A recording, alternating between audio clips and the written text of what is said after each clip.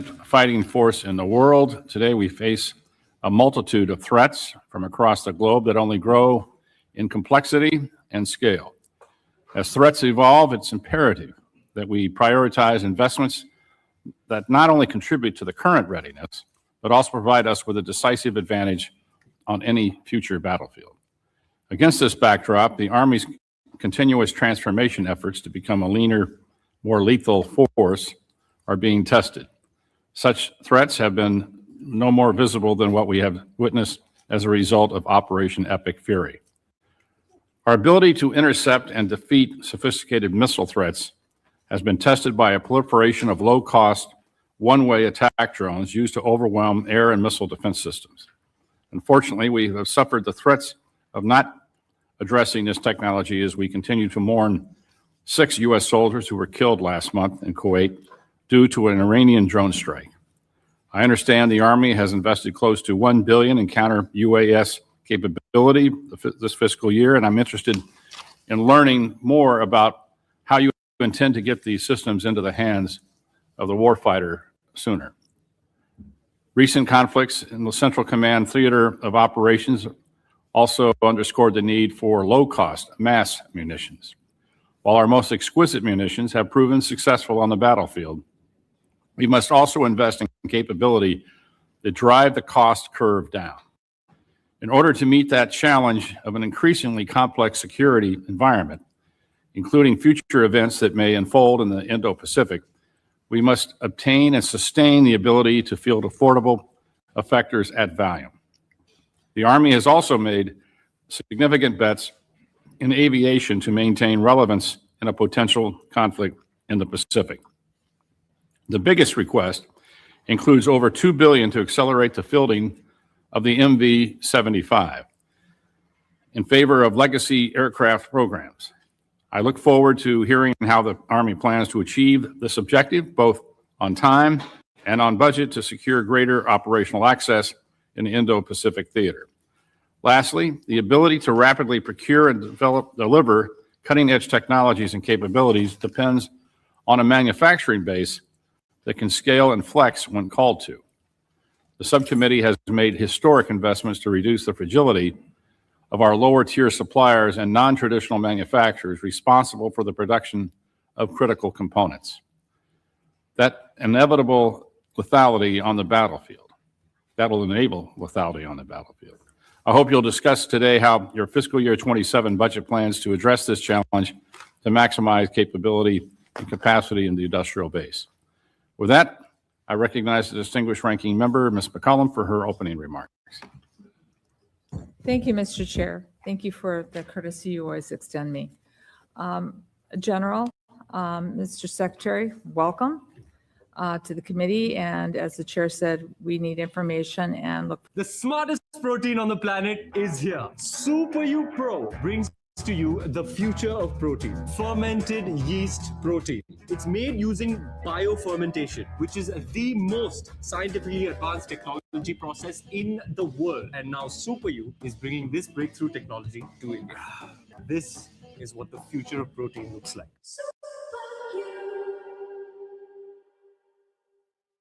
My voice is a little soft talking about Nicole too, so thank you so much, Mr. Womack. I'm going to tell you how much I know firsthand your engagement meant to the family and to the entire community. So thank you so very much. It was a very trying time, and you and those that you tasked with it performed in a way that we expect when we leave no one behind. Thank you so much. The subcommittee would also need a status on the 200 soldiers that have been wounded in the conflict. Turning to the budget request. For the second year in a row, this hearing has been held without full details of the Army's request, and that is very disappointing. Even though the budget was dropped on April 3rd, the administration still has not provided to us the justification documents for their request. We need the details when the budget is made public. And that's the only way we can do our job properly to do the oversight that we are tasked with. To be clear, the size of the request for defense spending is shocking, And in the base budget, the Department of Defense requests over $200 billion over last year's enacted levels.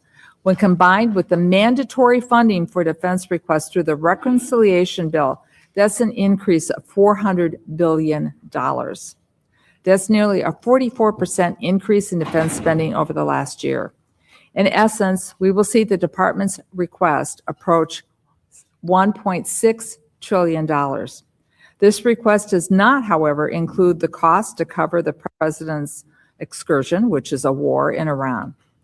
Now, the president also proposes to cut domestic investments to the non-defense budget by $73 billion, or by 10%. There's even cuts to NASA by 67%, which is striking given how the Artemis mission has captured the attention of Americans, and we will learn much from that mission that will help with our national and economic security. We know that cuts to other appropriation bills will deeply impact our national security, particularly cuts to education, engineering, math, science, cyber, computer programming. They're all cut, and that all is affected to cuts in education. It means that when it comes to our future national security workforce, the president's budget is not doing the justice it needs to have happen for the next generation. When it comes to our future national security workforce, the president's budget will, in my opinion, make our military suffer because it decimates our workforce development that we need all across the board. The previous cuts to the State Department of 30% also affect our mission, and I believe your capability to do your mission as successfully as possible. The previous Secretary of Defense for President Trump once warned us in this room that if we cut the State Department, we will be forced to buy more ammunition. Just look at South America or the Middle East and see what that warning was all about that he was predicting. For the Army, the request includes $18 billion increase to its discretionary level with more funds for procurement. That's an increase for missiles, which attracts the Secretary Deputy's acceleration plans for munitions. Now, we know the administration monitors the level of munitions, but we must come up with a better solution for taking out drones. Using Patriot missiles that cost $3 million each is not cost effective and it's not sustainable. There's $1 billion increase for operations and maintenance activities for maneuver units. These funds and training operations that maintain readiness. The committee must know that these funds are being used for mission and how they're being used. I say this because military personnel have been used in such ways over the past years that I do find concerning. For example, the National Guard continuing to pick up trash here in our nation's capital, or continuing to assist with the Southern Border Mission under the jurisdiction of the Department of Homeland Security. I don't see these missions as improving the readiness for our troops. I see them as degrading their readiness. The committee must understand what exercises and deployments the Army expects, especially with the combatant commands. So, gentlemen, I hope you reach out to us soon with the details of your budgets are released. And Mr. Secretary, one side, we've been having several meetings. We need to know, and I know it's in a classified setting, exactly where the Army is with its munitions, exactly. And we don't want to hear that OMB is holding on the release of that information. Thank you, Mr. Chair. Thank you, gentlelady. And now I'd like to turn to the chairman of the full committee and my good friend, Chairman Tom Cole. Mr. Chairman, the floor is yours. Thank you very much, Mr. Chairman. It's a delight to be here with you and Ranking Member McCollum. This hearing could not have come at a more consequential time. The global security landscape has only continued to grow more complex and volatile. Among these challenges before us are the ongoing operations in the Central Command Theater, and a pacing threat in the Indo-Pacific that does not pause while our forces may be elsewhere. Operation Epic Fury has proven that the American military might is the strength freedom can count on. Our soldiers, weapon systems, and stockpiles must never be taken for granted. They are the foundation of our ability to sustain prolonged conflict while countering other threats across the globe. Make no mistake, China continues to modernize its military, expand its global influence, and assert its posture in the Indo-Pacific, whether the United States is watching or not. The United States Army's role in deterring this threat and prevailing if deterrence fails has never been more important. Long-range precision fires provide us with the capability to strike with accuracy over vast distances and are a necessity if the United States is to maintain its competitive advantage against both peer and near-peer adversaries. I look forward to hearing how the Army is prioritizing the development and deployment of these capabilities to ensure overmatch. Equally urgent is our ability to produce munitions and maintain inventory. Recent global conflicts stress the importance of magazine depth, and Operation Epic Fury has stressed this even further. We cannot afford hollow magazines in a high-intensity, protracted conflict. I hope to hear an honest assessment of where we stand today and what investments the Army is making to bolster our readiness, both for the near and long term.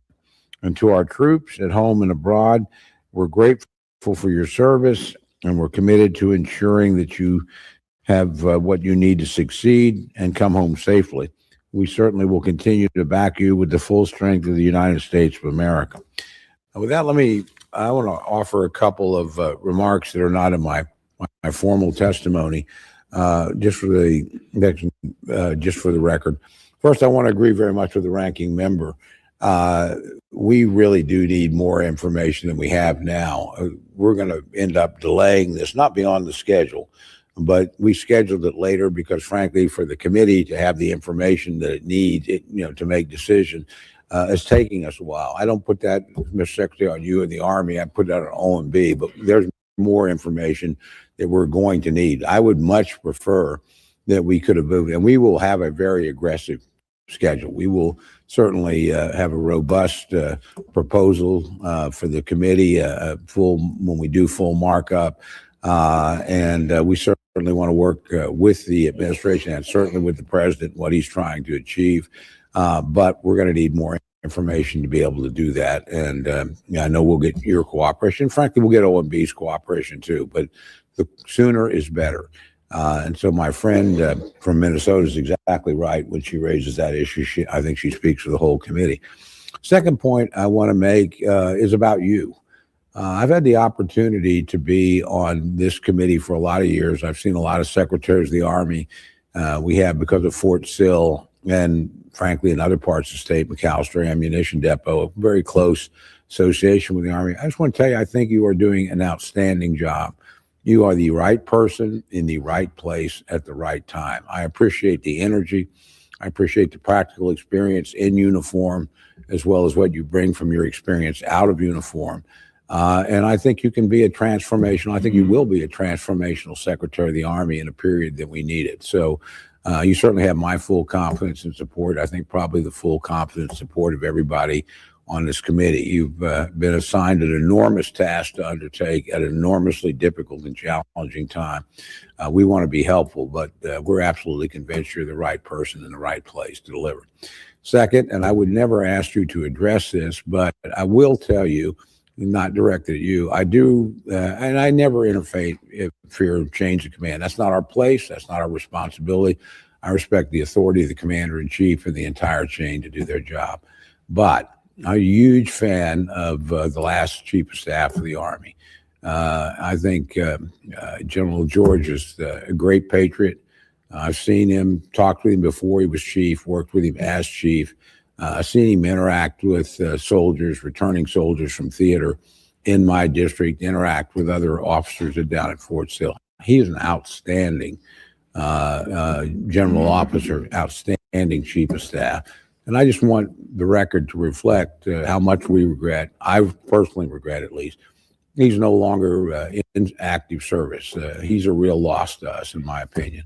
But again, I'm sure the successor will be equally capable. We've had a long train of really fine officers from the Army come, and I have high confidence that the successor will do well. But General George is a real loss, and I think great American, and I just wish him well in whatever his next endeavor is. I wanted that officially on the record, just to reflect, my admiration for a lifetime of service to this country. which I wish had continued somewhat longer. With that, again, I look forward to the testimony, Mr. Chairman, and again, I wish you well in your tenure. You're going to be a great secretary for us. With that, I yield back. Thank you, Mr. Chairman, and I appreciate your comments regarding General George. I think most of us here agree with your comments. General George was to be congratulated on the work he did for this country and the service he provided, and we hold him in high esteem. With that, it's my privilege to introduce for testimony Secretary Driscoll of the United States Army. Take 5 minutes. Chairman Cole, Chairman Calvert, Ranking Member McCollum, distinguished members, it's a privilege to address you today. And before I do the rest of the remarks, very sincerely, thank you for the kind words. It means a lot. Working well with all of you has been amazing, and I think our Army has benefited a lot from that. I've been the Secretary of the Army for 1 year and 51 days, and I am incredibly proud to represent soldiers and their families. And I'm equally humbled. In February, we honored 3 Medal of Honor recipients. As a prisoner of war, Master Sergeant Edmonds prevented a Nazi officer from executing his soldiers. Sergeant Major Richardson called airstrikes on his own location to save his platoon, and Staff Sergeant Ollis deliberately stepped between a suicide bomber and a wounded comrade to shield him. In one ceremony, we honored valor above and beyond the call of duty, spanning 1945 to 2013, 3 generations of heroes. It shows that courage is in our soldiers' DNA. It is ingrained in over 250 years of service and sacrifice. As all of you know, our soldiers are the very best in the world. They're bold, decisive, and they can solve any problem that faces them. That's why I spent over 130 days on the road across 17 countries and 25 states to hear directly from our soldiers. I saw their barracks, ate with them, put hands on their new and old equipment, and had candid face-to-face discussions with soldiers of every single rank. What I heard was clear. Our soldiers are ready to innovate and win, but bureaucracy and regulations are still holding them back. Getting what soldiers need to win, making the Army budget work for them, is definitionally a bipartisan topic, and I know all of you agree with that. So everything we do in this room, in the Pentagon, in the Capitol building, should support our soldiers. You've supported our Army for decades, and our Army wouldn't be what it is today without all of you. But we all know that the system that should benefit soldiers still remains broken. Soldiers, their quality of life, and their battlefield advantage isn't always the #1 budget and oversight priority. It's a simple fact, and we need your help to continue to change it. We need legislation that secures our right to repair so we can fix our equipment organically, improve readiness, and mitigate contested logistics. We need relief from laws enacted before World War II that limit how we manage dining and services on our installations. They simply degrade quality of life and waste resources. And we need more budget flexibility. Thank you so much for last year's progress, but we must go further so we can adapt quickly to threats and transform faster than our adversaries. We all know that technological change is accelerating exponentially, and thus warfare is evolving constantly. Speed, innovation, and adaptability are more important than ever now. And your help to either lower barriers to innovation or stick to the decades-long status quo makes all the difference. I invite every single one of you to continue to do what you already do and engage with our Army and see the changes we're making firsthand. We are partnering with private industry to bring the best tech, talent, and tradecraft to the Army. We are bringing private capital to our bases to unlock dormant resources and offset the delays and constraints built into our federal budget process. We are blazing a trail for our nation on nuclear energy, counter-drone capabilities, and military AI and data center applications. Despite regulatory constraints, we're delivering better soldier quality of life through campus-style dining, barracks Wi-Fi, and 3D printed barracks material construction. Even though it can seem like the deck is stacked against us sometimes, and we exert colossal efforts to overcome some of these barriers, the United States Army is a beacon of transformation. Imagine what we can do if we weren't bound by the red tape. We can do more if you help us find the right balance between regulation and oversight and flexibility and speed. We can take our budget further if you help us tap into America's entrepreneurial spirit and unlock our soldiers' true potential. We can move faster if you help us shed the dead weight of obsolete equipment and invest in modern capabilities that propel us into the future. And with your help, we can ensure that our Army remains the dominant land fighting force for the next 250 years. Thank you so much for having us, and I look forward to answering your questions. Thank you, Mr. Secretary. General LaNeve, please take 5 minutes for your opening remarks. Chairman Cole, Chairman Calvert, Ranking Member McCollum, thank you for the opportunity to appear before this subcommittee today. Everything I do as the Vice Chief of Staff of the Army begins and ends with one question. Does this make our soldiers more lethal and ready to fight and win when called upon? Today, over 212,000 soldiers are deployed or forward postured across 160 countries, securing our interest in the Western Hemisphere, deterring aggression in the Indo-Pacific, and responding to threats worldwide. In the Middle East, our soldiers continue to defend U.S. forces and partners, sustaining layered air and missile defense systems and maintaining our long-range strike capabilities. Army sustainment forces are postured across the theater, moving fuel, munitions, and medical support, while command posts continue to integrate joint fires and intelligence to respond to any threat. Operations overseas are sustained by the command structure and ready forces we maintain at home. We consolidated Army North and South in the Western Hemisphere Command to create a single unified headquarters responsible for homeland defense. And in the Indo-Pacific, the Army maintains 91,000 troops and committed $1.3 billion to the Pacific Deterrence Initiative. And commanding in Korea showed me that years of combined training and shared risk with regional partners creates relationships that cannot be forged in crisis. We're building readiness for the future fight at our combat training centers, and having commanded the ops group at JRTC, I know the value of our CTCs. It's where we train our soldiers in complex environment in the mud to test how well they'll be able to fix complex problems against an adversary. We cannot field modern kit while sustaining aging systems that consume time, money, and manpower. Divesting legacy platforms reduces the maintenance demand that falls hardest on our junior soldiers. This is why we restructured our acquisition process to close the distance between soldiers' feedback and program decisions from years to months. And you'll see this reflected in the capabilities that we're accelerating. Next generation command and control fundamentally changes the speed of decision-making, connecting sensors, shooters, and commanders, closing the gap between information and action at every echelon across all of our systems. We're progressing the XM30 infantry fighting vehicle, unveiled the M1E3 prototype years ahead of schedule, and fielded the AMP-V to replace the M113, which entered service in 1960, 7 years before I was born. In Army Aviation, we're on track to deliver a prototype of the MV-75 Cheyenne by FY27, increasing the speed, range, and survivability required for future operations. But none of this matters if we can't produce and sustain at scale. That's why we continue to modernize our OIB, expanding industry partnerships through enhanced use leases and advanced manufacturing. Industrial capacity is important, but the strength of our Army is only as strong as our ability to retain experienced soldiers. And whether the force we're building reflects the standards that we claim to uphold. That standard includes $4 billion in infrastructure investments throughout 2026. In improved nutrition, we're rolling out campus-style dining, which has been a huge success across 5 installations and planning an additional 6.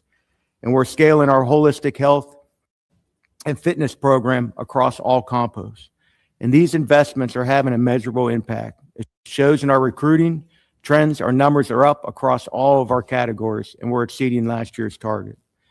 Thank you for your continued support as we sustain the best Army the world has ever seen. That will not change, and this we will defend. And thank you for acknowledging our losses. Thank you for the prayers of the families, and thank you for the support that you continue to provide to those families. Thank you. Thank you, General. Thank you for your comments. I'll start the questioning, and we'll have a 5-minute round around the room. Obviously, the war has changed. We saw that dramatically in Ukraine. When the war first started, the artillery was the weapon of choice. Probably 70% of the munitions used 155 rounds on our side. And some introduction of drones on the Ukrainian side, very little on the Russian side in the beginning. That's totally flipped. The Ukrainians now are making 350,000 drones a month. The Russians, a similar amount. They've attached artificial intelligence to the drones where they cannot be jammed, and they continue to evolve the drones on the battlefield almost daily. Obviously, during Operation Epiri, we saw low-cost one-way attack drones that were used to overwhelm our air and missile defense systems. The proliferation of this capability not only underpins the need to field effective counter-UAS technologies, but low-cost effectors. General, given the urgency of these threats, how is the Army ensuring that the most capable counter-UAS technology are rapidly fielding to soldiers? And Secretary, if you could add in, what steps is the Army going to take to accelerate the development of deployment of cost-effective kinetic and non-kinetic counter-UAS technology? Sure. Thanks for the question.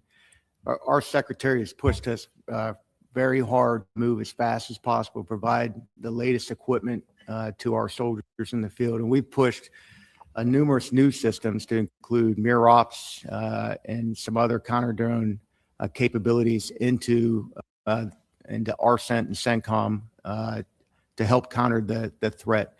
It's holistic, sir. So we are tied in very closely with the Joint Interagency Task Force 401 that the Army started. So that's working to get new capabilities as fast as possible into our soldiers' hand. One, to experiment with them, and then to scale it as fast as possible to get it in the hands of soldiers forward. And then we're tied in incredibly closely with the Department of War's Defense Autonomous Working Group that is at a higher level working to get systems as fast as possible in our hands. This is a huge undertaking. So you hit on a couple other points. We're also going after, and the Secretary's pushing us really hard on this, to go after as fast as possible low-cost munitions to be able to help counter these UAS and to go after companies that say they can scale and scale fast, and we're working with them with our team to do it. But it also is a part in our organic industrial base that we have to retool these facilities to be able to help us produce at scale the munitions and the systems that we're going to need to counter this threat, not only that we're seeing right now, but what potentially are going to see with our pacing threat. Chairman,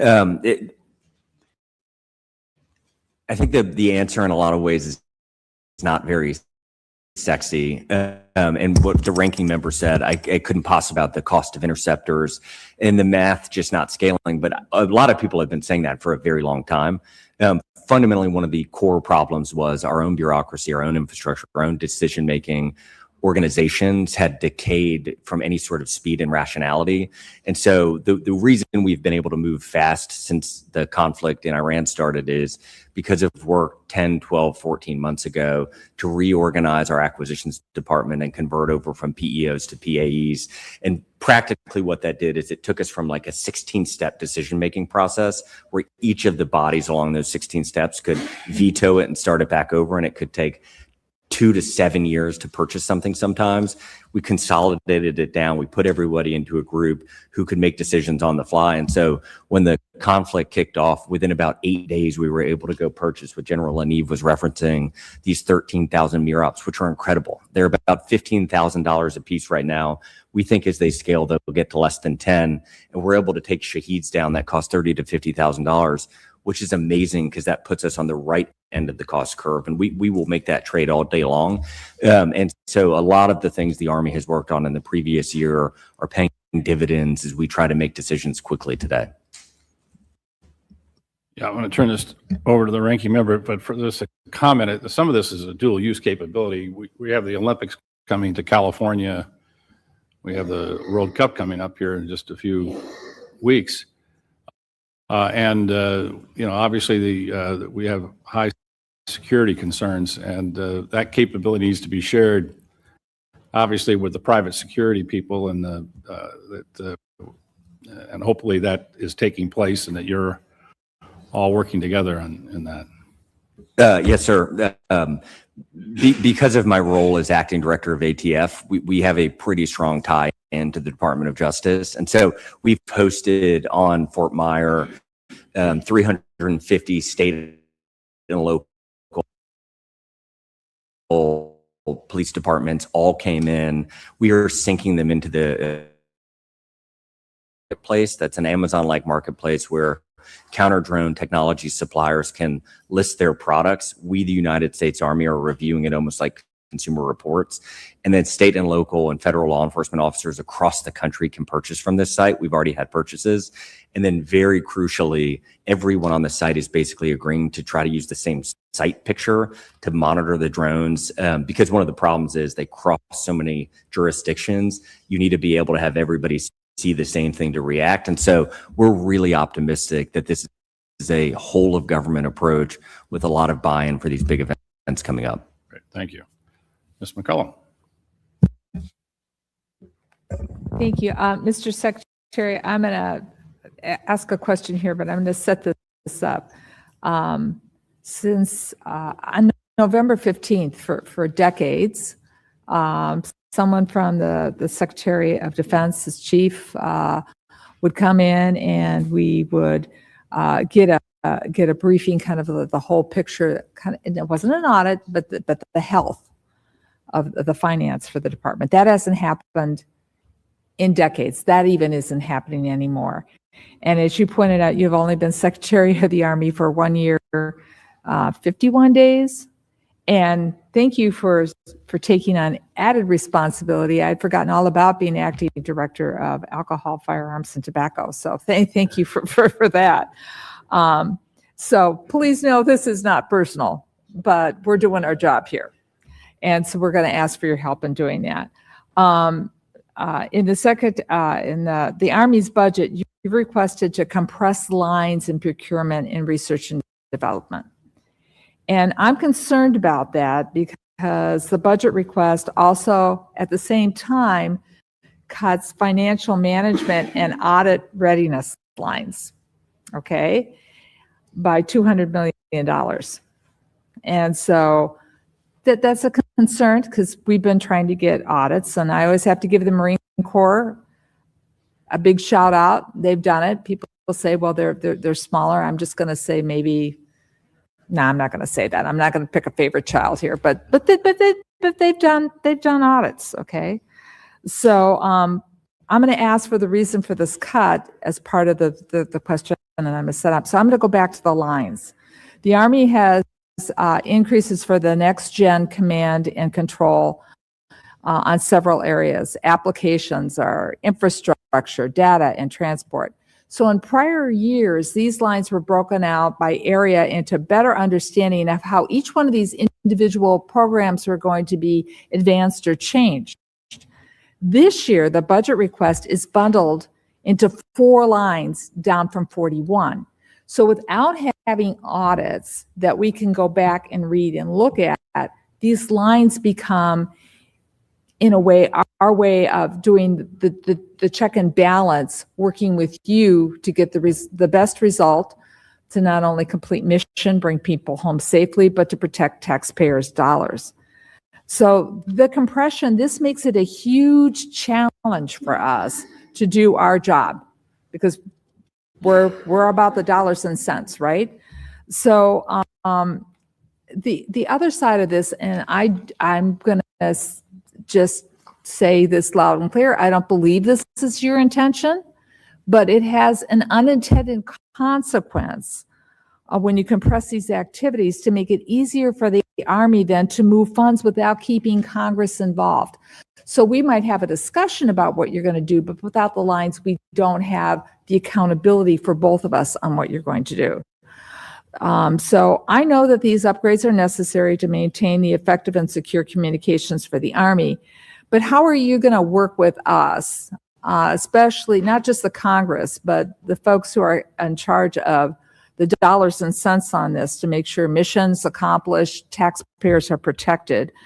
How we are going to know how these funds are going to be executed and keep track of them.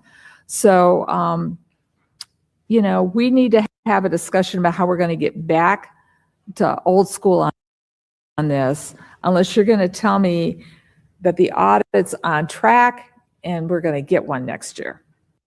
Mr. Secretary. Ranking member, this is a question I would have answered completely differently last year.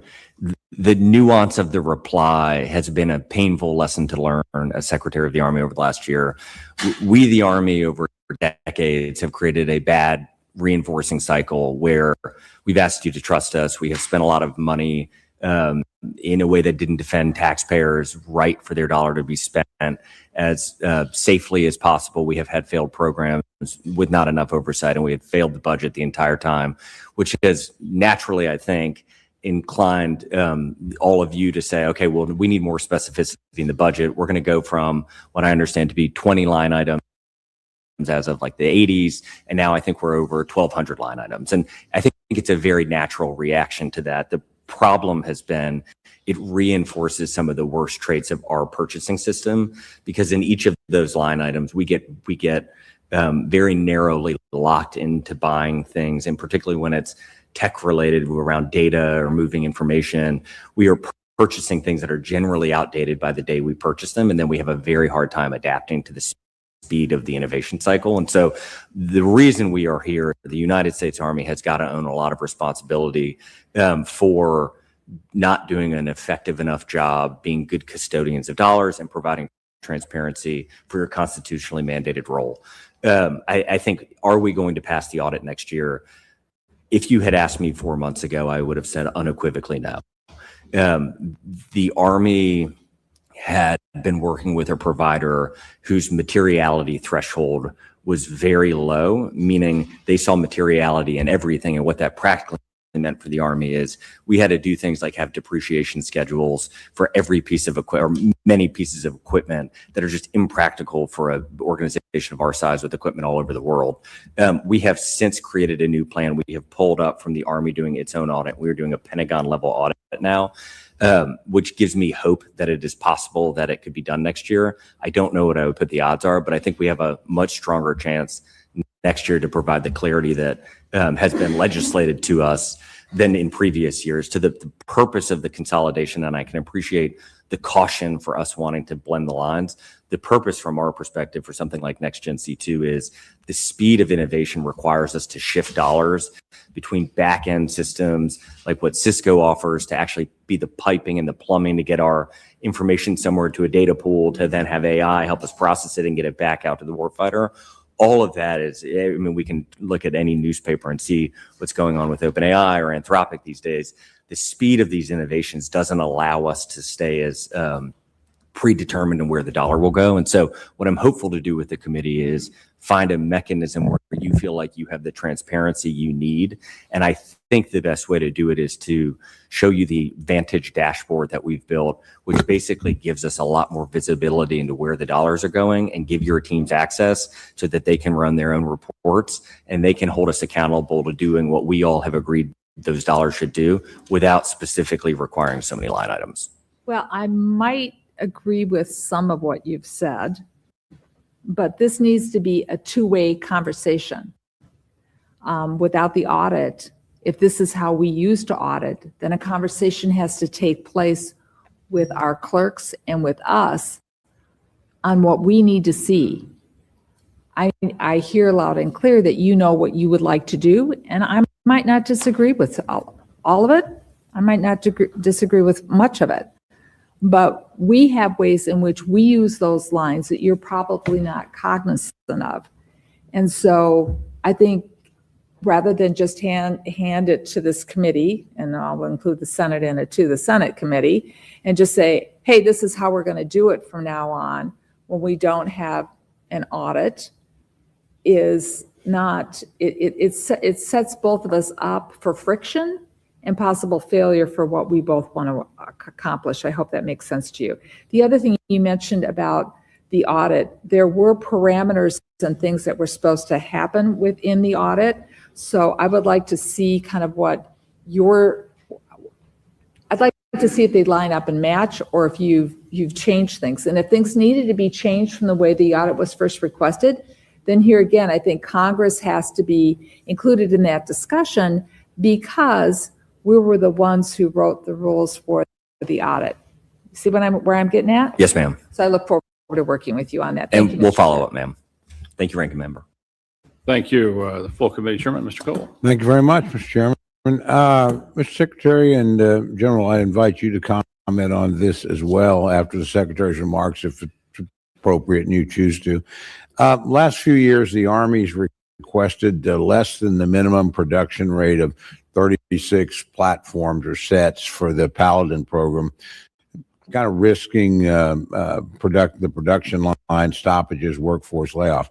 The fiscal year 2027 requests zero out of Paladin procurement, 689 sets. I guess what I'm trying to figure out, perhaps you can enlighten me on, is not moving on from the platform. Is it just to make a change there? Or, again, we don't know what might or might not be in the $350 billion request that's coming later down the road. Is that something that would be put in there? I'm just trying to figure out where we're headed on the program, and whether the objective is to get rid of it or deploy it or do it in some different way. Sure. I'm going to go first real fast. So, sir, I was a private on a Paladin a long time ago. So the system's a great system, but we need to move to a lighter system. When you look at what it takes to get a Paladin someplace, and you get what it takes to get HIMARS, and how the capabilities of that weapon system compared to the Paladin, there's no comparison. So if we're looking forward to our pacing threat, we need to move to systems that weigh a lot less, so we can get it where it needs to be in a time of need. Okay. And to specifically answer your question, Chairman, we are looking at a mobile tactical cannon, which it can in place, I think it's 40 seconds versus 15 minutes, which matters a lot with the drone threat. If you look at the flood in Ukraine on either side, it's just really hard to move out and get fires ready to go. And then, you have to do it incredibly quickly. The Paladin's just incapable of it at speed. And so while we think the Paladin will be in our lives for a while, because we want to be good custodians of the assets the American taxpayer has given us, we think that new purchases to balance that platform out should be something different. Believe me, Mr. Secretary, we've been looking for a new gun for a long, long time, and we've gone through multiple iterations. So I'm just trying to get a feel for what the plan is and what we're looking towards. So that's a helpful response. Given that, how does this hold in procurement, and I think you've answered part of this, align with the Army's stated priority of long-range precision fires? You haven't abandoned, obviously, that. You're just looking for a new way forward or a new instrument? Yes, sir. And if you look at the Koreans have a very good version with Hanwha. There are a lot of solutions that other nations have used, and we as an Army have got to capture a lot of that new innovation and fires. And so, but this will be part of a balanced portfolio of fires. So are you comfortable that you have a pretty clear vision of what it is you want to do going forward? That it's one thing to decide, okay, we need to move something different, but what? What would be the next iteration for long-term fires in your view?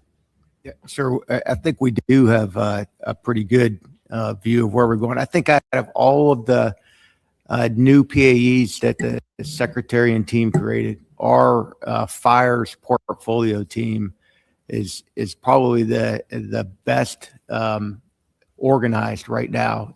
It's only been coming up on 4 or 5 months that we've organized in this manner, but they've been pushing pretty fast. Lieutenant General Lozano is in charge of it. So it's a mix of the system. So we think there's a lot of promise in the mobile tactical cannon, as the Secretary talked about. We've been in search for, a system like this. We think that it can be produced now. We'd like it to be on a common chassis so our systems are easier to maintain across the force. And we're not walking away from long-range fires. We have to have them in our inventory based off of what we think the pacing threat is, what we know the pacing threat is. But just look at what's going on right now in the opening salvo of the fight in Iran. The Army had a crucial part of that with our fires. Well, I would love to get, and I'm not going to take the committee's time on this, but just perhaps privately to get a brief on this in terms of, again, where you think we're headed. I understand this is a time of great change, and we're learning, as my friend Mr. Calvert said, this war in Ukraine started as one kind of war and has evolved into another one. I don't know that any of us saw that coming at the very beginning of this conflict. So it's a transformational time. But obviously, as you mentioned yourself, General, we have a pacing threat. This is an area where we have always excelled. We outdo everybody else. That's an edge I don't want to lose down the road. So, again, I've seen a lot of starts and stops in long-range artillery acquisition over the last 20 years, for everything from the Crusader to the Endless, lots of systems that were talked about that never happened. I think that may be one of the challenges that we have now, that perhaps we missed opportunities earlier. I just don't want to see that happen again. I've got a lot of other questions, but I'm not going to overstay my welcome, Mr. Chairman. And again, thank you very much. Appreciate the information. Thank you, gentlemen. I bet the questions for. Well, I might be here for another round. Oh, well, we could. If you want another round, Mr. Chairman, we will have it. Mr. Secretary, first of all, I endorse the comments of the chair of the full committee and the chair of the ranking committee regarding General George.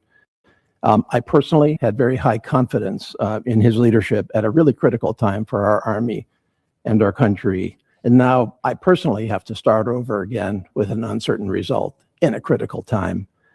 When you collectively, the President, the Secretary, and yourself, decide to summarily fire the Chief of Staff of the Army, publicly, overtly, and I would even say humiliatingly and cruelly, without any offer, apparently, of a graceful exit, you at least owe Congress, the public, and I think most importantly, the soldiers, some explanation, which you did not do. And you consciously chose not to, and in doing so, you created and compounded numerous issues, including morale, uncertainty, and distrust. And I do not believe that that is acceptable or should be acceptable. So I want to be really clear. Now, I can go on because I don't need a response, but I feel I need to offer you the opportunity to respond. And if you don't want to, that's fine. I'll just go on with my questions. I'm happy to respond, Congressman. I was in North Carolina when General George was asked to put in his resignation paperwork with my family for my kids' spring break. When we drove back from North Carolina, I drove straight to General George's house. We walked right in and we all gave him a hug. There is no person that has more respect for General George and his 42 years of service, his Purple Heart, his wife, Patty, their grandkids, their kids. I adore them. And he was an amazing transformational leader. That being said, the civilian leadership, the design of our system is that they get to pick the leaders that they want. And we execute on those orders. And what I can say about General LaNeve sitting beside me is his family is our most important formations. And what is so amazing about the United States Army is, and we've done calls with all of our leaders rolling along for the last 250 years. We have amazing leaders all over the world who can step in at a moment's notice and keep fighting for our Army. And my commitment to you, I think, is as you get to know General LaNeve, you will find him to be a patriotic American too, who's back up. I too, George. I suggested you would take lessons from history, especially President Truman's firing of General MacArthur, which he did publicly and with an explanation. And there was a great outcry over it, but we all knew why. And in time, I think most of us at least agreed with that. So we'll leave it at that for now. I'm trying to make sense of your FY 2027 budget, especially the allocation as between discretionary and reconciliation. Because we're, of course, dealing here with discretionary. And yet your budget overall is a combination of discretionary and reconciliation. And I do not exactly understand, and maybe this is coming in the delayed justifications, why you chose to put some things in discretionary versus reconciliation. So if I'm taking a look at basically your 4 buckets, I'm seeing that in your procurement summary, you're putting about 41% into reconciliation. In research and development, you're putting less than 1% into reconciliation. Your personnel, you're not putting anything, even though you did put personnel in reconciliation at FY26. And then if I understand correctly, on your O&M, you got about 14%. So I'm not exactly following your rationale here. And by the way, your approach that you're following in the Army seems to be quite different from the other services. So that in and of itself is its own question. But just to, focus on one particular area, which I'm not sure I understand. I'm looking at your procurement summary, which is 41% reconciliation. Missile procurement is all of that. What is missile procurement and in FY27, and why is that all in reconciliation? And is any of that directly or indirectly related to drawdown in Iran? Yes, sir. So thank you for the question. So in the reconciliation, we have missile procurement. We have some earmarked for OIB modernization, and we have some facility improvements. And then in the procurement, it's to go after the systems that we spoke about in the very beginning, which is the transformational platforms that we're looking for. Next generation C2, it's the MV-75. Then in both of those Why did you load so much in procurement into reconciliation lines?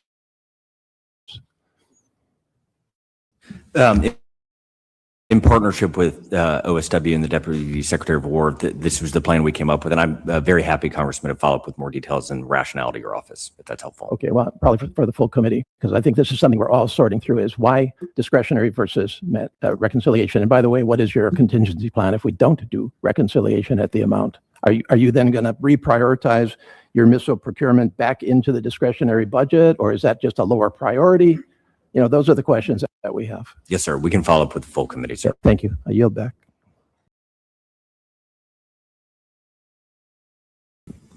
Thank you, Mr. Chairman, for the time, and thanks to the gentlemen for their service to our country. I will, at the outset, associate myself with the remarks of Chairman Cole, both as it concerns the work of our Secretary of the Army, Mr. Driscoll.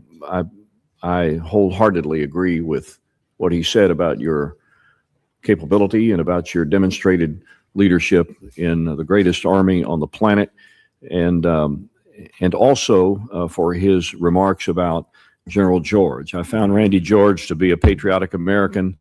I won't go through all of his background, but a distinguished representative of our Army, and I too regret the fact of the conditions that he left the service, and I think that our country will regret that circumstance. That's another story. Secretary Driscoll, we understand the Army's need to innovate and produce to ensure that we never fight a fair fight, that we're ready to dominate at a moment's notice. That's what we do as an Army. We also understand it can be difficult to up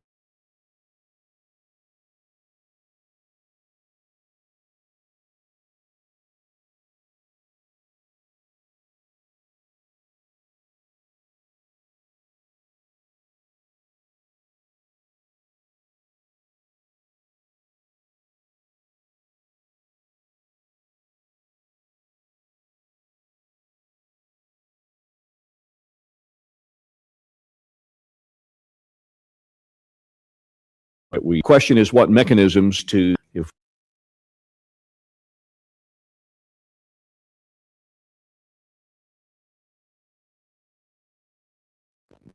to the table. Can you help us? Yes, sir. One of the things we did with the Army Transformation Initiative was consolidating down how we train and where we purchase into one command. And that may seem slightly esoteric or just they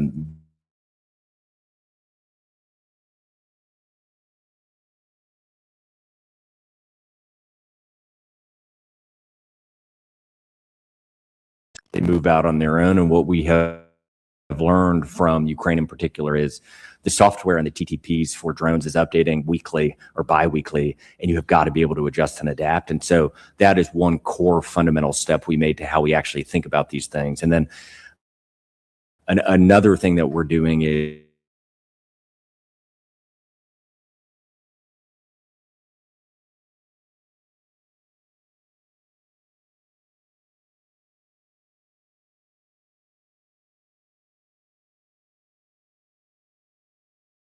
their trainings are doing to get exactly what you were saying.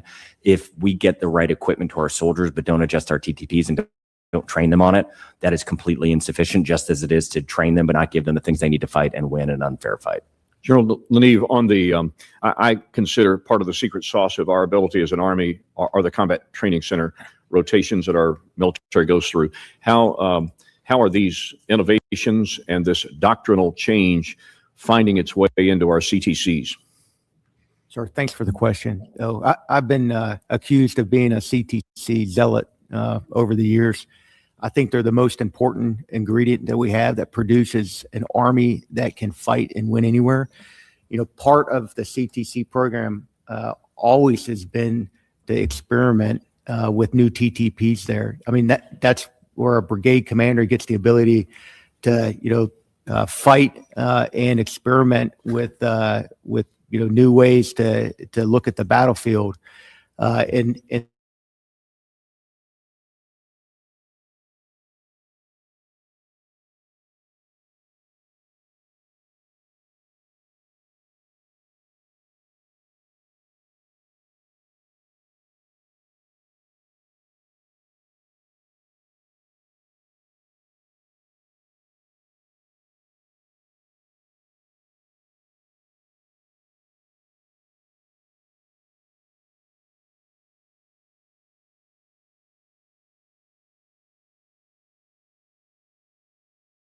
then the Combined Arms Center is experimenting with an AI data platform that is able to get us our doctrine at a much faster pace, to get it out to our formations, and to integrate that into the training base at speed that we haven't seen before. We're trying to take advantage of it all, but that change in one command that really takes a soldier from the living room through recruiting, through the training base, and out their first unit, and then also at the combat training centers that they own, as they're looking at and working with the gear that same command who owns the P&Es is turning out.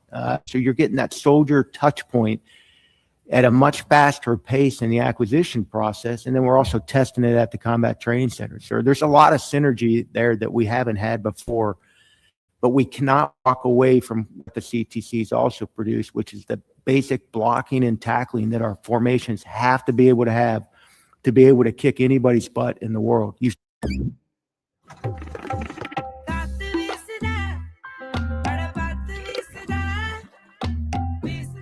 Is your protein causing all-day bloating? Switch to Wellbeing Nutrition's Whey Protein. With probiotics and digestive enzymes, it's the lighter, quieter way. Happened a while ago, and one of the reasons is you have so many, and I don't mean this in a pejorative way, but entrenched interests for where we have our headquarters, where we have our employees, where it's just everybody gets used to the thing, and it is really, really hard to change it. And so, very sincerely, and not intending to be sycophantic, without President Trump's air cover and without Secretary of War providing a shield for the kind of discomfort that comes from these changes, the United States Army could never have made these changes. Very good. Real quickly, a question about munitions. I know this entire committee is concerned about the rapid, supply degradation on our munitions. To either of you, is this a true risk to our country if we don't resupply ourselves, if we don't engage the defense industrial base to produce the type of munitions that are going to be required in the next fight, wherever that is? Congressman, I'd say this is an incredible opportunity for our country to put munitions back on the shelf and in the magazine that are built for scale and are built to be a balance for the exquisite munitions that we had historically purchased over the last 30 and 40 years. Our requirements documents, and we have to own this as an Army, had gotten out of hand. It was when we went to market to get a new pistol, the requirement document was over 400 pages to describe a pistol. And so we have done that nearly in every instance of purchasing in the last couple of decades. The opportunity right now as we rearm and become even stronger to do this right and to do it rationally and to do it the way the Ukrainians are doing it and the Israelis and a lot of other nations around the world, I think will make us stronger than ever at the end of it. Thank you, gentlemen. Thank you. It's my pleasure to recognize the ranking member of the full committee, Mr. Lauro. Thank you very, very much, Mr. Chairman, and to the ranking member and the chair of the full committee, and to my colleagues. It's a day of hearings, so I appreciate the opportunity to be able to ask some questions and to listen to the answer. I have to start with saying I think it was maybe 2 days.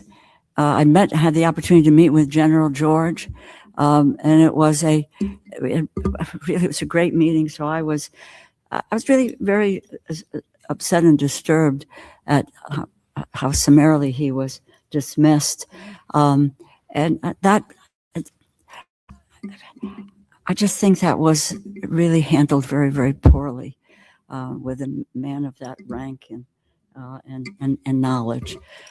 The other person as well is I'm still trying to figure out why the head of the Army chaplains was let go as well. I mean, that just seems, I don't know what the reasoning is, and I can't fathom what the reasoning is in letting someone who had, by all accounts, had done a very, very good, capable job in that piece. So, but thank you all for being here.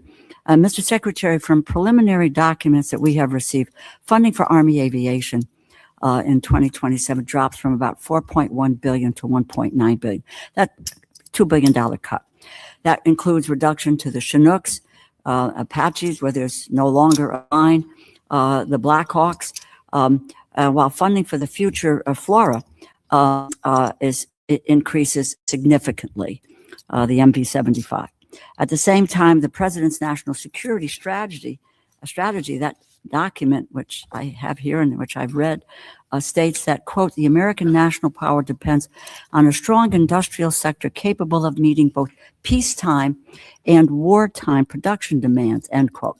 So I'm concerned that cutting these programs so sharply weakens that industrial base, including the workforce and suppliers that support Army aviation.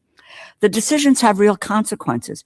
Reductions to the Chinook program affect approximately 13,000 jobs across 320 suppliers in 39 states, with an estimated $848 million economic impact.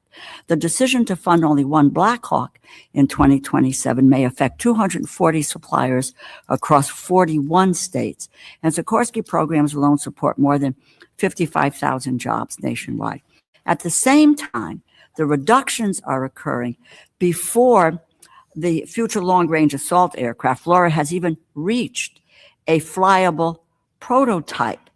And again, I had this conversation with General George.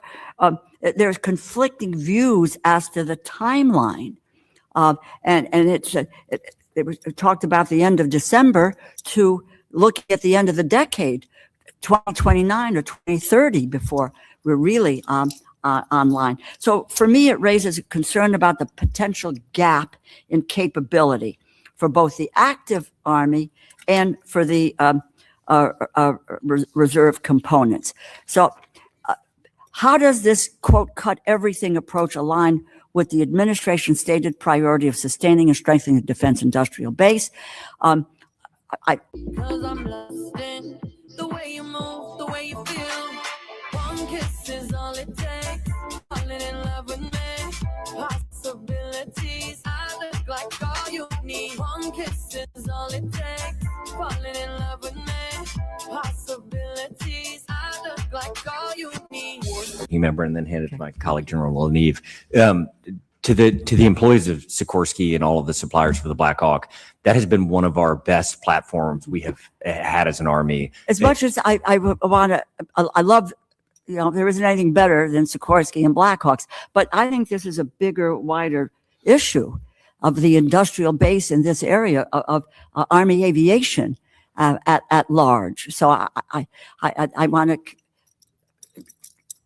talk about the whole spectrum here. When you talk about Chinook, there's no longer an Apache line, Lakotas may be used for some other purpose, but I think it's a potentially very serious issue. So yes, ma'am. please continue. We are, this is similar to how we're thinking about fires and how we're thinking about ground vehicles and how we're thinking about the counter drone and drone. We think we need a portfolio of solutions, and we are over indexed right now on a solution that is a little bit, it's cheaper. And so we have a lot of them. They will be in our, Blackhawks will be in our lives, as will Chinooks and as will Apaches for a very long time. But the FLORA investment is necessary because if you look at the Indo-Pacific, the distances we have to go and the speed with which we have to move, our current platforms are just not sufficient in and of themselves. And so as part of the portfolio of solutions, we need to, as a country, we believe, over-invest in Florida to get it online as quickly as possible, and then have it as part of a constellation of options that we have for different theaters. Yes, ma'am, if I could add, and thank you for the question. We know that we're going to have those platforms in our system for a long time. We're going to have to modernize the Black Hawk to continue on its path to supporting us and get the full complement of the Cheyenne. And I think as you brought up a great point about the OIB and the investments that have to be made in the OIB. And I think if you take a look at how we're going after the Cheyenne, we want to be able to produce some of those parts immediately in the OIB and keep Corpus Christi as vibrant as possible. We think there's a piece in here, for both. Then there's the other part of being able to produce the spare parts that we need ourselves for our rotary wing fleet. And there's some technical data that we think we should have the ability to use for advanced manufacturing to be able to keep these aircraft flying.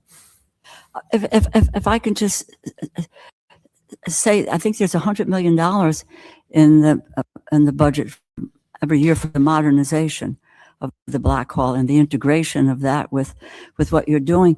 But look, I understand.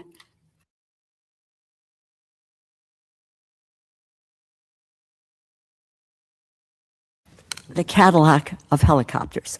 This is which is what the now named Cheyenne is. But there is a need for these other efforts, and that is only that leads to a question of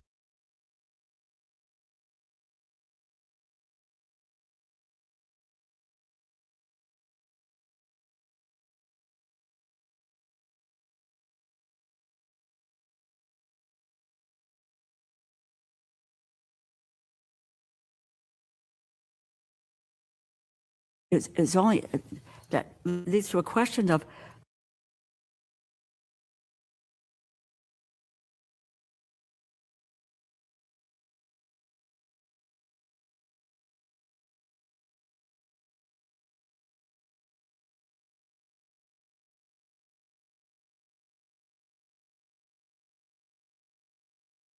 is only that leads to a question of what happens. I mean, we're dealing with the active component, but what happens with the National Guard? I might add, the 13 service people who have been killed in the Iran conflict here, 9 were reservists. So we are looking at how are we providing the best to the Guard while we're moving. And again, there needs to be some accuracy in terms of when, if we don't have a flyable prototype 18 months from now, and then before it comes online, we're talking a number of years. And that's if there's no problems at all. I'm just trying to point out, I think there is a real serious issue here with regard to this gap. And that is in terms of a national security strategy document that talks about a strong industrial sector capable of meeting both peacetime and wartime production demands. I think we are falling short in that effort, and love to, my time is more than up, but I want to say I'd like to continue that conversation, and I think we ought to continue that conversation about what we are losing in this process. Thank you very much. Thank you, Mr. Chairman. Thank you, gentlelady. Mr. Carter. Thank you, Mr. Chairman. My voice is a little better today. It'll be a little better tomorrow, too. But right now, it sounds pretty terrible. First off, thank you for coming to visit Fort Hood. It was a treat having you there. I was very impressed with your knowledge and your enthusiasm. It impressed me a lot. You're welcome to come any other time.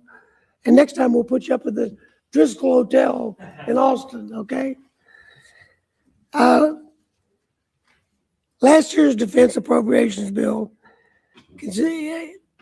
Congress invested in developing a ruggedized, fuel-flexible power system designed for contested logistics contained environments. Our soldiers need energy, reliable and efficient systems that support their survivability, operational flexibility, and ensure their mission success. How is the Army evaluating the operational benefits of these fuel-agnostic, low-signature power systems, particularly their ability to operate across diverse and ungraded fuel sources?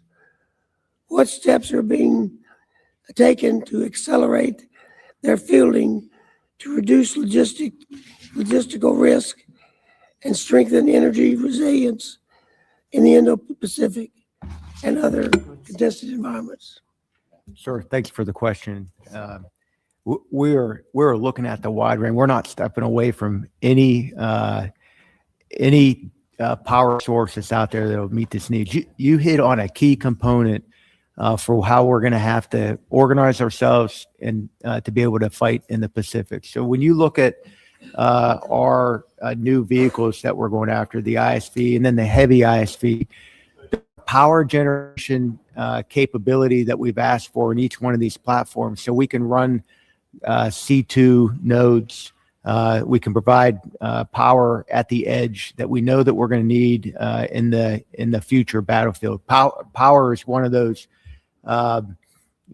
elements that is continually the demand for it based off of our new technology continues to grow. So we have to have power generation in our platforms that we're going after, and you'll be able to see that across the systems that we're asking for.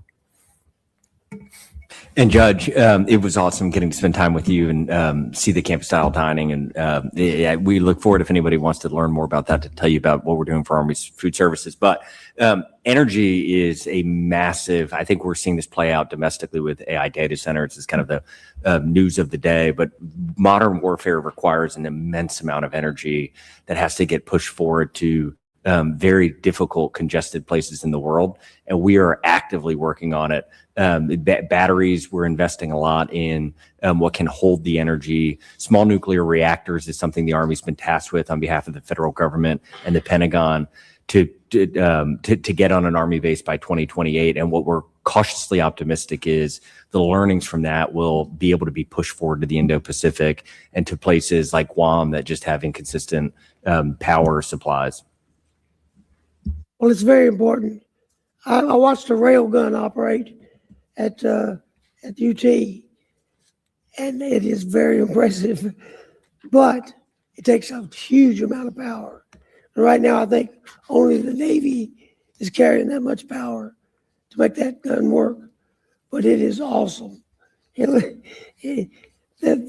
big one will knock out 3 square blocks with no powder. It doesn't explode. Centrifugal force just destroys everything. It's pretty amazing. If I got time for another question, okay. Secretary Driscoll, when you were last appeared before this committee, you highlighted how we can't afford to expend multi-million-dollar interceptors against low-cost unmanned aerial systems, and that's what we're talking about. Across this country, there are people that are working on this, but to be specific, in my district, there's a company that has developed an autonomous weapon system called the Bulldog that has demonstrated real promise in countering low-cost, fast-moving drone threats. These efforts reflect a kind of innovation our industrial base needs, and this is young entrepreneurs that have come up with a solution. Are you familiar with this? And how's the Army talking about partnering up with that? Yes, sir. We've had the Bullfrog team into the office a couple of times under JIATA 401 that General LaNeve referenced. They have tested it. The key to a future successful air defense is layered solutions at different varying degrees of cost. There may be times where you want to use a couple $1 million Patriot interceptor because the risk is so high, but you strongly prefer to use something like the Bullfrog, which is just a round fired at a threat. And for the Shahed drones, that round is really effective if you can get it to the right place. And what technology is doing is a human being would have a pretty hard time reacting quickly enough to a drone swarm to be able to use that tool, where technology with AI is probably there. And so very specifically to your question, Judge, we are testing Bullfrog. It is in our pipeline of things we are exploring, and we think solutions like that and others like directed energy and lasers will be part of a constellation that we'll have going forward. Well, I shot the thing, and it impressed me. Thank you, Mr. Chairman. Thank you. Ms. Lee. Thank you, Mr. Chairman. Thank you both for being here and for your service. Secretary, I agree with you and your approach with the Army Transformation Initiative. But we as Congress members have a duty to our constituents and taxpayers to ensure that, one, we're equipping our war fighters in the most effective way, but also efficiently and not wasting tax dollars. So we have to ensure accountability and also prevent fraud. So I associate myself with the ranking member's comments about auditing, but there's obviously a balance between moving into innovation and acquisition, diversifying our base, but also ensuring that we can meet wartime production demands in a sustainable way. So I wanted to just ask you, what measurable progress has the Army made in diversifying our base, and what are you doing to ensure that new entrants will be able to scale to meet wartime production demands? Congresswoman, to the audit question, you deserve transparency, and your voters demand you to hold us accountable. These are their hard-earned dollars that are being lent to us on their behalf, and there are many tools today that exist in private sector companies that provide this transparency, or at least significantly more transparency. And we as an Army have underinvested in those historically because we have been focused in, I think, my opinion, on some of the wrong ways to provide transparency. And so I am very optimistic that this year you will start to see massive improvements in how we can answer your team's questions very quickly on where the dollars are going and are we using them how you intended us to. For the getting new entrants into the broader defense industrial base, It is again, this is one of the lessons that I've learned in the year. It is a more complicated, nuanced problem than I had assumed. I think I was the one on record within my first couple of months saying I would count it as success if one of the defense primes went out of business in the first 2 years and the remainder were stronger. And what I have since learned is the defense primes, the same unvirtuous cycle I was describing with the ranking member, the defense primes have just had to be built to survive those. And so they have had to survive our regulatory difficulties. They've had to have big balance sheets to be able to survive the CRs where we can't actually spend. The average Secretary of the Army, I believe, is only in the seat for 23 months. And so my signal for demand is not sufficient for most companies to invest behind it. And so the defense primes have basically taken advantage of regulatory arbitrage and big balance sheets to survive and thrive for a while. And so how do we overcome that? I think the way we overcome that is through things like Fuse that we started this year, which is $750 million from the Army that we already had in our budget that we reallocated to investing in small and medium businesses around the country and actually for the good ones, making sure that we, the Army, can buy amounts that allow them to employ more workers, to go out to the markets and raise if they need to, and grow into medium and large businesses to balance out who we purchase from. It is our first attempt, along with some other things like collapsing down how we make our purchasing decisions that we hope improve it, but it is a space where we still need to grow a lot. Great. Hey, man, can I jump in? Because one of the things that one of the directions the Secretary has pushed us in, our acquisition team, I think is actually doing a really good job of this. I mean, a small company might come and say, "Hey, here's what we can do for this price point," and your first reaction would be like, "Yeah, we want 100,000 of those immediately." We dig through it to see if they can even scale. If they can't scale, we're moving on. If there's not a promise. Not a promise from them, but a promise that we can see across the line that they will be able to scale fast and get the price point down, then we go pretty hard in with them to see where they can go. But there's been a couple of companies that have come up and said, "Hey, this is what we can do," and you look on the backside and there's no promise, and we've moved away from that because he's enabled us to be able to do this at a much faster pace. Thank you. Just along those lines, can you just tell us what you're using to evaluate whether you're delivering faster timelines, lower costs, and better outcomes? What are the metrics or how are you measuring that? So our new PAE structure, the best descriptor of it, I think, to me is it's these new acquisition teams that model how like a Tesla or a more modern company would do things, which is the equivalent of having your manufacturers and your engineers and your accountants all co-located to solve through these problems and to be able to bring in new entrants to the idea of measuring specifically. Right now, we are coming up with new toolkits to try to do that. It is hard across different verticals to see who is succeeding and who is failing. And one of the reasons the problem perpetuated and existed for 30 and 40 years is measurement is hard. And so it is hard for you to be able to say, "Hey, you are on pace with what you told me," because there's all sorts of externalities that can make it so it's just difficult to measure and judge. But what we have done for these new 6 PAEs is we've asked them to come up with their own scorecard. We are going to compare the scorecards across the different 6, see which ones are working, and then scale that scorecard across all 6. And then the very last thing I'll say is one of the PAEs, if anybody's ever read the book Scrum, which is about kind of modern software development, we actually have one of the PAEs using that model of development, which is what most Silicon Valley companies, or many of them, would have been using in the last 30 years, which is totally new and different for the Pentagon. And we're going to measure their outcomes against the other 5 to see if that type of model can work in the Pentagon. Great. Thank you. Great. Thank you. Mr. Elsie. Thank you, Mr. Chairman. Thank you both.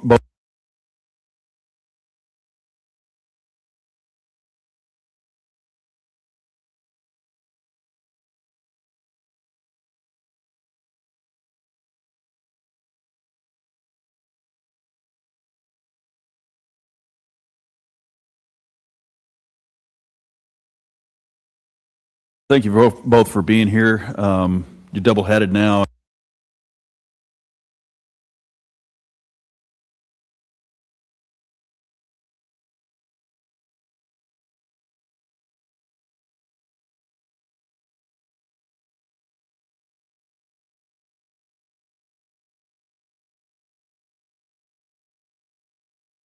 Thank you both for being here.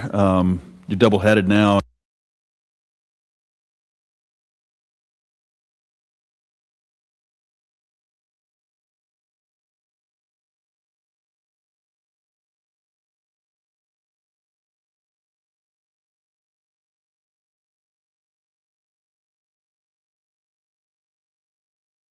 Thank you both for being here. You're double-headed now.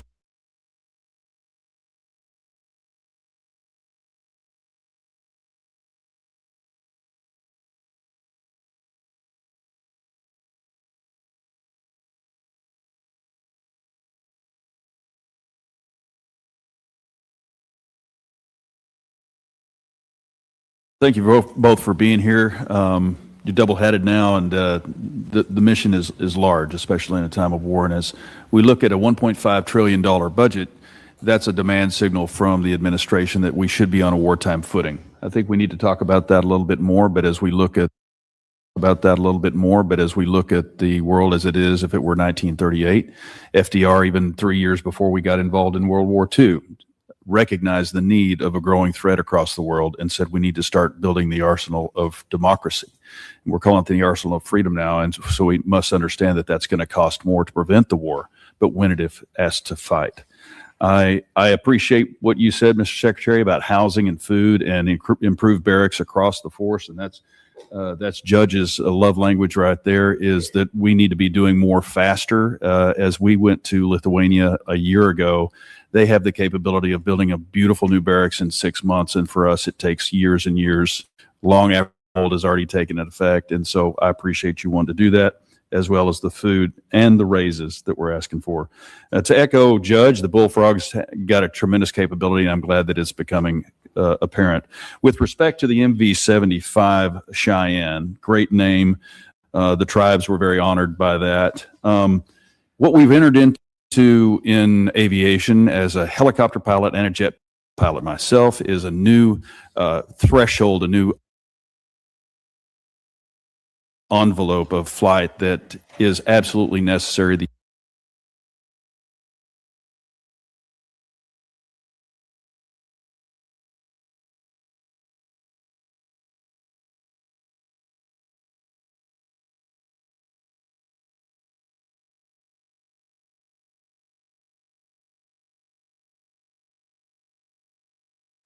Threshold, a new envelope of flight that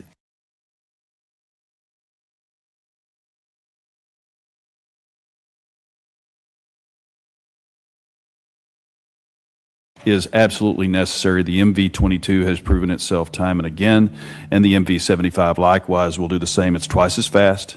It travels almost 3 times as far with twice the altitude.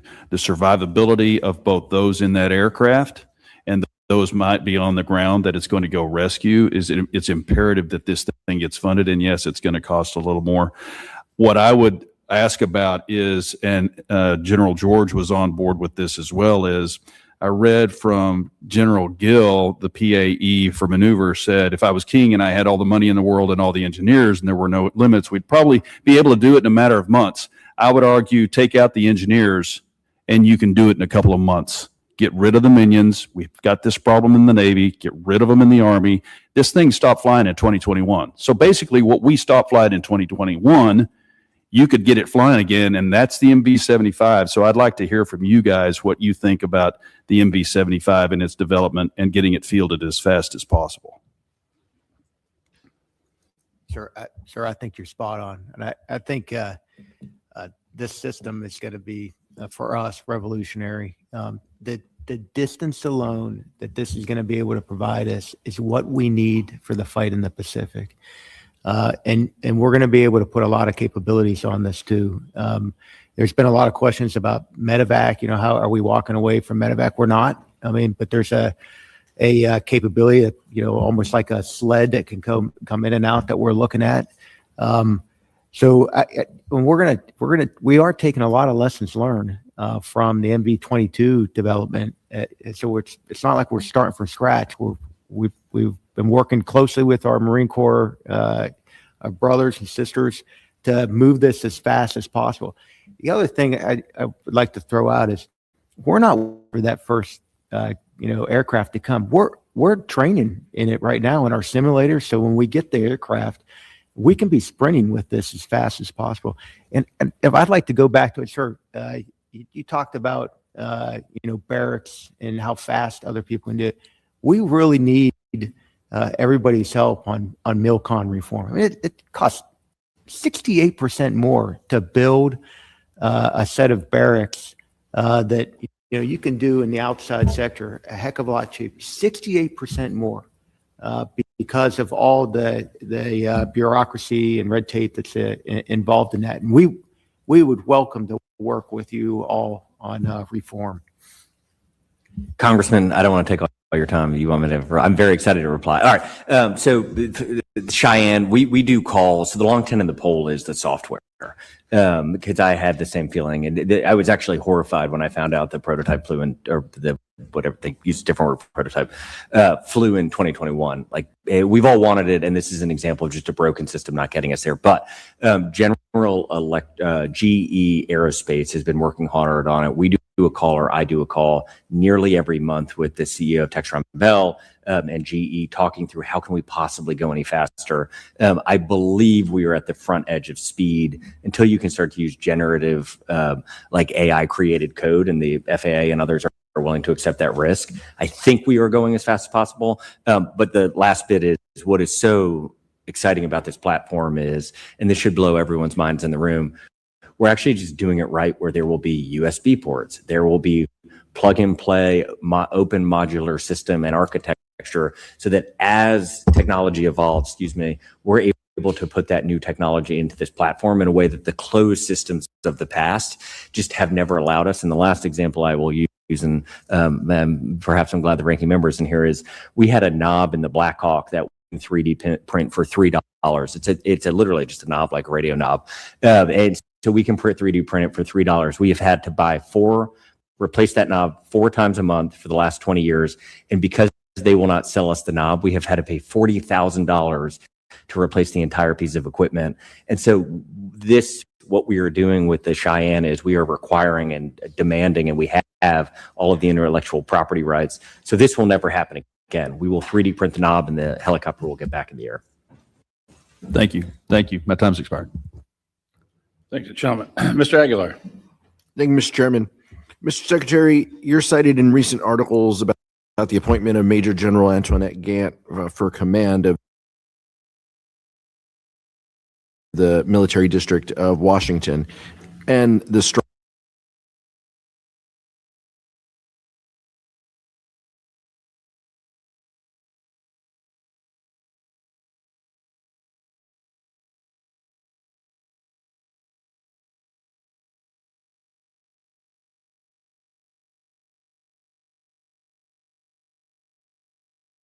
district of Washington, and the striking of 4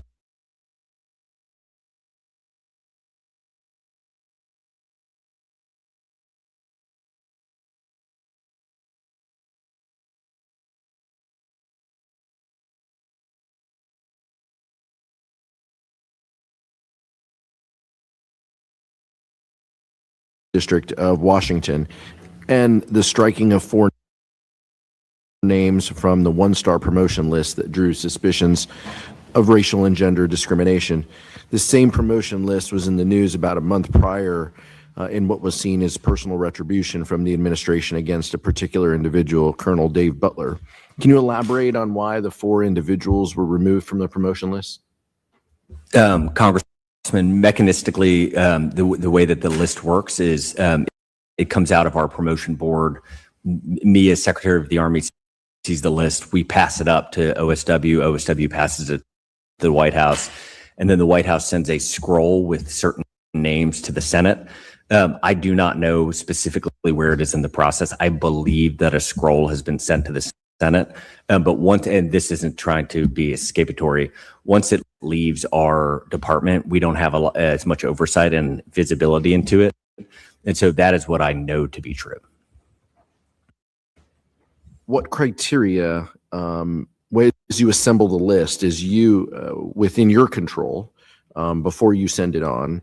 What criteria do you use for someone who's going to be promoted to a 1-star? General, or Mr. Secretary, either one. I'm happy. So, Congressman, I give the guidance to the board who looks at the number of colonels that are available for promotion. That the promotion from colonel to one-star general is an incredibly difficult process. I think only 4% get through. I give the guidance to the board. Soldiers meet, soldiers make their decisions, and out comes a list from that soldier-led promotion process. That comes to me to review to ensure the process was done correctly, which it was. I pass forward the list. During your tenure, have you struck a name from the list, or has everything that has gone through the board and has made its way to your desk you have passed on? I've never struck a name. But you don't know with respect to these 4 names, you don't know where in the process, if names were dropped, and if that scroll was sent to the Senate without those names, you don't know where in the process that. I'm reading the same things that are publicly available, yeah. Congressman, that you are. Do you think the public attention on what has previously been kind of nonpartisan, military merit-based, do you think that should give, how do you think the public should react to the merit-based system if there is politicization, within that process along the way? I don't intend to dodge your question. It's just hard to answer the hypotheticals of how the public should react, sir. And in my current role, my understanding is the law has been followed the entire time. How do you feel about the merit-based system? I think the United States Army has had an amazing 250-year history. Having gotten to travel now to 25 states and all over the world to see our soldiers, I think that every single soldier I have talked to, and perhaps because of the dynamic and the power difference between me and the soldier I'm talking to, they're not telling me what they're thinking. But going all the way back to when my granddad served in World War II, my dad was in Vietnam and I was in, I hope my son and daughter serve. The meritocracy that has existed is what has made it so great. And I think that the vast majority of soldiers believe the meritocracy is still alive and well. I agree. I agree with everything that you said. The concern would be an erosion of that system if that merit-based system now has to be filtered through a political lens. Then I think we have huge concerns. And I think that is not a system that your grandfather went through, that you went through, that your father went through in the service. And so that's the concern that we have. Look, we've got a lot of questions. This committee has a lot of questions about numbers and categories, but I do think like the root of what I'm trying to get to from my question is the American public needs to understand and it needs to feel certain in the decision making that has happened. You want us to give you resources. We love and respect and lift up the service members who are helping us. We also need to understand that the process is fair. The process is just, and that's the concern that I have with this. I'm a little surprised that you're reading this information at the same time we are. If that's how you're finding out, then I think that's a bit of a problem along the way as well, and something that if I was on the board, I would have concerns about as well. So I'll leave it there for now. Thank you, Mr. Secretary. Thank you, Mr. Chairman. Thank you, Mr. Joyce. Thank you, Mr. Chairman. Secretary Driscoll, and General, thank you for being here today. I applaud what you're doing right now and your commitment to developing this next generation of combat vehicles. You noted in your written statement, Secretary, that provided the subcommittee that the new M1E3 Abrams tank is lighter, more fuel efficient, more lethal, and better suited for future conflicts. Tank is designed to adapt to a wide range of threats, including drones and long-range precision weapons. Can you discuss the importance of this Army's accelerated schedule for the new Abrams tank and how its significant weight reduction is helpful to you? Absolutely. Congressman, weight is everything in moving our equipment across the world. One of the things we failed at so miserably is when we created the Booker tank. It was actually too heavy to go over 11 of 13 bridges. I think it was at Fort Campbell. And if you just extrapolate that out to the entire world, the usefulness of a piece of equipment is how frequently you can use it. And so what is similarly so amazing to the M1E3 that is the same way the Cheyenne is being built is open architecture. It will be autonomously able to be controlled outside the vehicle. It can serve as a power generation source. And so when we think of all the power that's required on the battlefield, you need heavier equipment to be able to move a lot of that power. And so this tank can serve as a recharging station for a lot of the equipment that our soldiers need. And then the very last bit is, I think a lot of people, in my opinion, are over-indexing on the FLOT in Ukraine for what the future of warfare will look like. That is probably much more similar to trench warfare back in the World War than it is to the vast array of conflicts that we could find ourselves in. And so if we find ourselves in an urban environment, or if we find ourselves moving quickly, the tank is still the king of battle. Can you discuss how the Army is approaching the development of lower cost systems, such as incorporating artificial intelligence and commercial off-the-shelf hardware? And what would you consider the major cost drivers of our tactical missile programs? And how would you recommend addressing those challenges, becoming more cost efficient without sacrificing effectiveness? Yes, sir. I'll hit the backside of that one. Well, this guy's from Pittsburgh, so I don't know. Sure, I am from Pittsburgh. A Steelers fan? I think everybody in this room is a Steeler fan and knows that the Steelers are in first place right now. As a long-suffering Browns fan, I'll take that into consideration. Sure. So when you look at munitions alone, it's a depth of the magazine. So it's the exquisite munitions that cost, a high price point that the primes are producing, but then there's the lower cost ones that I talked about earlier that we have to have as well at scale to have the magazine depth that we're going to need for pacing threat.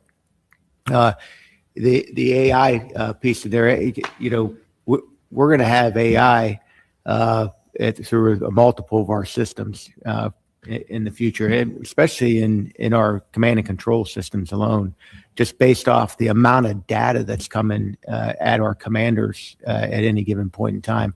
And we're investing heavily in that to make sure that we get it right in our systems. It's a big part of our C2 push that we're looking for.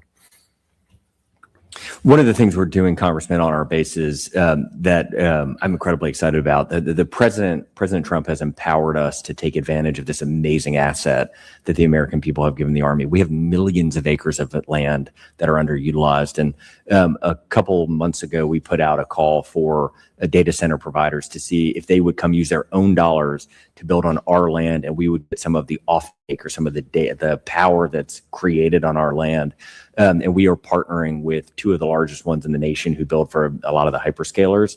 And that was intended to be an experiment to basically say, well, what else now can we do on our land? And so 3 weeks ago, a call to industry closed where we said, send us your ideas. And we have, from the largest private equity funds, the largest commercial companies, to small and medium businesses all over the country, sent us in over 200 pretty well-baked proposals for things that we can do on our Army bases. And so we are working to work with Commerce and Treasury and OMB to figure out what is the right way to plug these in to how the Army fields itself. How do we tie it into our arsenals and our depots? But my best guess is what we will find in a year or two is by letting these private companies in, we will continue the transformation that we must do, that LaNeve was talking about, to be able to use things like AI to fight the modern fight. Great. Keep up the great work. Thank you. I yield back. Captor. Thank you, Mr. Chairman. Sorry to be late. We have 3 consecutively planned hearings this morning. And so I can't be, and I happen to be on those 3 committees. So it's been a very interesting morning. I wanted to say it's a pleasure to welcome you to this committee, and congratulations, Mr. Secretary and General. Thank you. Coming from an Army and Marine family, thank you for what you do. My first question is, based on everything you know at this point, does the Trump administration view Russia as an ally, as an adversary, or is it undecided? Mr. Secretary, have you been on meetings? How do you answer my question? Congresswoman, adversary. Adversary. I wanted to ask, Ukraine was hit by horrific Russian strikes last night, and that's become normal. But there were sanctions placed on Russia that the Trump administration then lifted. But then I don't know what's going to happen. It's like we're in free fall. But that earned Russia about $10 billion, which allows them to continue the war in Ukraine. It will prolong the war in Ukraine. I don't really understand what this administration is doing relative to our historic relationships with people who actually believe in liberty. But Putin always seems to be let off the hook. So I don't know what can be done. Do you expect those sanctions to be reimposed? And if so, for how long? I was told they may have just been put on again. That this on and off, I mean, what happened? What happened inside the administration? Congresswoman, under my Title 10 authorities, I can't speak to the sanctions, but I can speak to the United States Army has stood by and stood with the Ukrainians from the very first day of the war. I've been to Kyiv. I've spent a lot of time with a lot of the Ukrainian leadership. They have fundamentally altered how humans engage in conflict. They have done an absolutely amazing job of innovating. And I am publicly on record saying we are learning a lot from them, and we are changing to a lot of the lessons that they have taught us. And so I cannot answer your specific question, but I can say we, the United States Army, have stood with Ukraine from the beginning. Well, I'll do anything to help you. You let me know what you need. Because I think that what has been happening with this administration relative to our historic relationships is appalling. And I've never seen anything like it in my career, and I have a long one. So let me move to industrial base. Thank you, gentlemen, for even knowing it used to exist in our country. And some of us ran for office to try to recover it. I look at Mr. Joyce smiling at me. We know what we've been through. We welcome you to Northern Ohio anytime. We make the tanks. We make the Wranglers. We made the Jeep going back, a half a century. We have the best GM propulsion facility. We have Ford heavy truck. We made the Stryker. We know something about moving armies with equipment. And we also know quite a bit about ammunition. So we really aren't seen by the country, the people that work here. A few do. But I really would invite you or people you send to our region, because I truly believe, for instance, I'll just mention one unit, which is a National Guard unit, our F-16 unit at Toledo. It's among the 10 best in the country, but it's a Guard unit. So Army maybe doesn't see them, I don't know. But when I compliment the pilots, I say, you are just so good. And it's due to the maintainers, Congresswoman. Next door to this F-16 unit is a reserve unit, an engineering battalion, 983rd Army. And I'm saying to myself, okay, so I believe those who maintain innovate, and they have ideas, but we don't organize that too well. We're very bureaucratized at the federal level. But I'm just urging you to think about places where you have exceptional people near where industry, what remains of it, exists. And both David and I represent Cleveland Cliffs. That's just one steel company. We didn't have that. I mean, that was missing. We didn't have steel as a country. We lost Gary, Indiana. It's now Cleveland Cliffs is there too, but we're just rebuilding. So I don't think we're properly structured to put together some of these assets that we have. We have Warren Tank Command up in Michigan.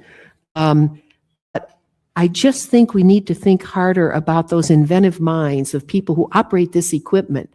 I was on the Stryker when I was in Kuwait, but when we got into Iraq, it was obvious that the turret was going up and down, and I'm not an engineer, but I got that fixed. I'm just a congresswoman. And I thought, how could we miss that? And so how do we better look at your assets to go to those places where we have potential that is not met? And I would just ask you to think about that question. Ma'am, first, thank you for the question. My mother's side of the family comes from East Liverpool, Ohio. Long line of welders. Yes. Of course, they're all Steeler fans. So, ma'am, so we have a lot of equipment.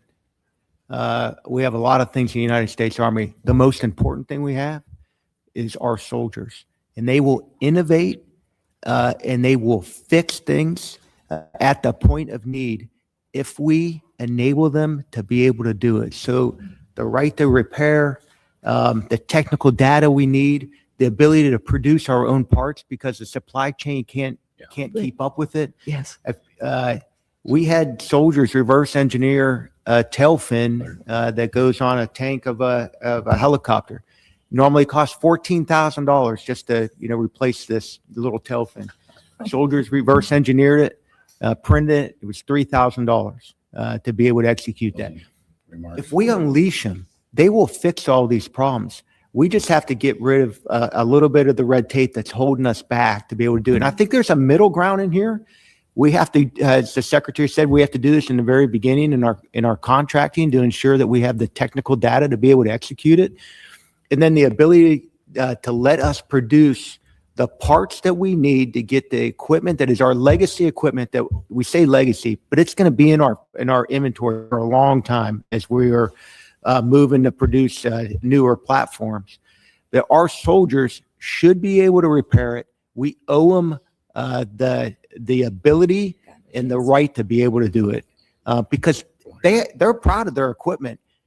You all bought it for us. We want to maintain it. We just want to have the ability to do it. But But you also want to reinvent it for the future, General, right?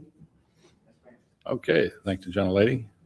By the way, Anduril is putting their major plant in the state of Ohio. I So saw you got that. a modern facility, 500,000 square feet. What's that? Well, it's in Ohio, close enough. Yeah. Is that headquartered in your district? No, it's not in my, well, very close to my. Okay. Ms. McCollum for closing. Thank you.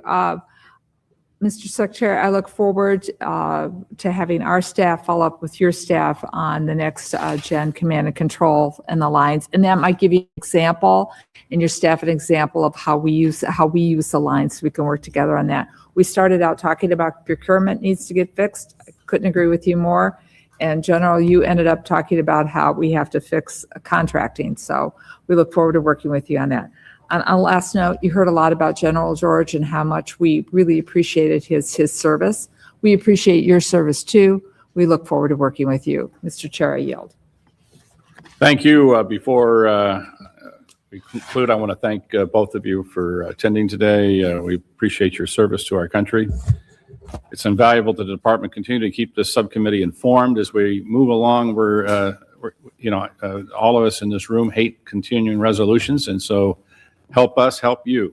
Get us the information we need as quickly as possible where we can get these appropriation bills done on time. With that, this concludes today's hearing.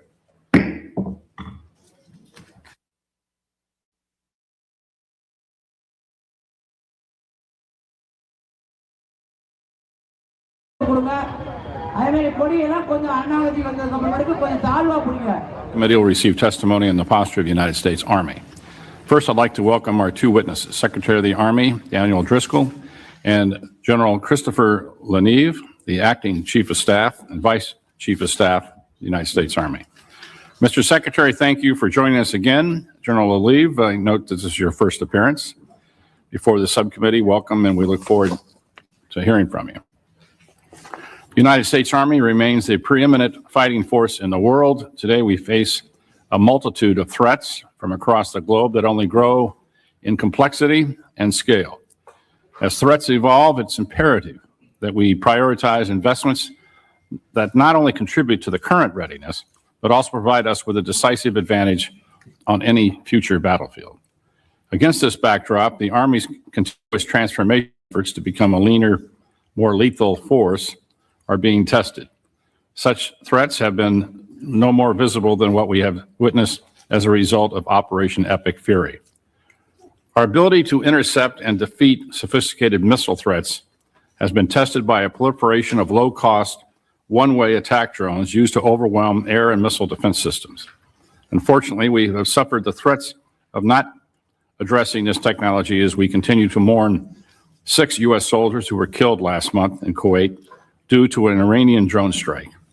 I understand the Army has invested close to $1 billion in counter-UAS capability this fiscal year, and I'm interested in learning more about how you intend to get these systems into the hands of the warfighter sooner. Recent conflicts in the Central Command Theater of Operations also underscored the need for low-cost mass munitions. While our most exquisite munitions have proven successful on the battlefield, we must also invest in capability that drive the cost curve down. In order to meet that challenge of an increasingly complex security environment, including future events that may unfold in the Indo-Pacific, we must obtain and sustain the ability to field affordable effectors at volume. The Army has also made significant bets in aviation to maintain relevance in a potential conflict in the Pacific.